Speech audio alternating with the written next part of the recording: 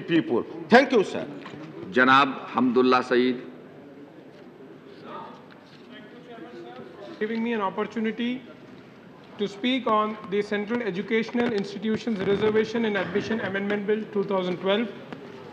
When we talk about the reservation, it is very important for us to understand that our constitutional framers, they had adopted this concept of reservation to ensure that those who are reserved category, which includes the scheduled caste, which includes the scheduled tribe, which includes the other backward classes, they have been given the reservation to ensure that they come up out of the social, economical, educational backwardness.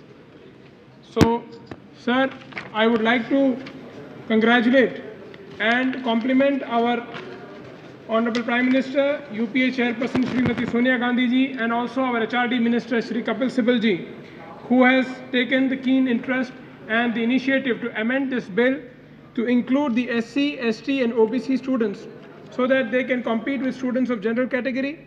This is a stupendous achievement for students belonging to SC, ST and OBCs. When we talk about the reservation, the amendment which has been brought about is there are two key amendments.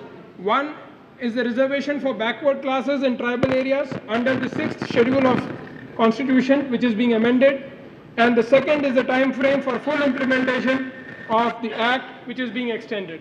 When we talk about the tribal areas, the Principal Act provides for reservation of seats for students belonging to the scheduled caste, students belonging to the scheduled tribe, and also students belonging to the other backward classes. The ratio being 15% for SCs, 7.5% for STs, and 27% for OBCs.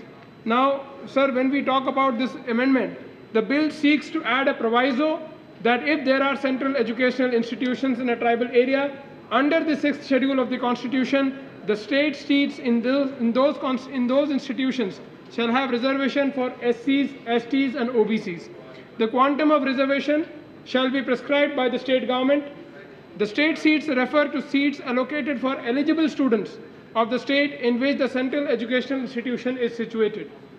The bill has a provision for cases where the central educational institutions in tribal areas do not have state seats and the seats reserved for SCs and STs exceeds the percentage specified in the Act.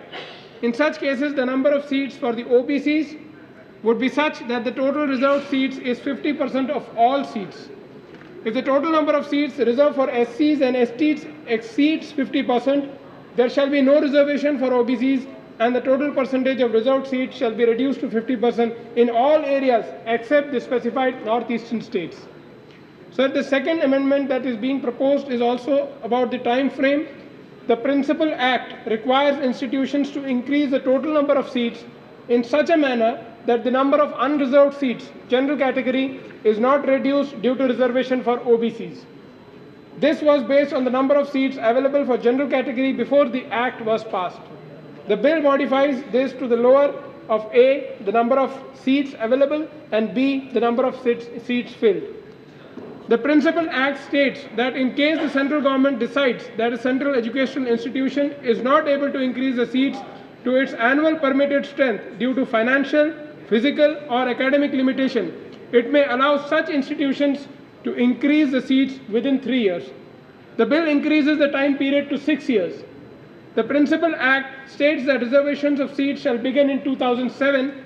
The bill amends this to 2008. Thus, the time frame has been extended to 2014 from 2010. Therefore, this amendment will help the students of SC, ST and OBC, especially in the tribal areas. Sir, the Standing Committee had given a report. Now, the report had mentioned clearly and categorically that the bill seeks to add a proviso that any central educational institutions in tribal areas, the state seats should have a reservation for SCs, STs and OBCs.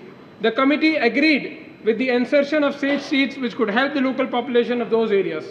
Now the bill states that in the case SC, ST or both SC and ST reservation taken together exceeds their prescribed limit but are less than 50%, then the remaining number of seats to the extent of a total of 50% reservation shall be reserved for the OBCs.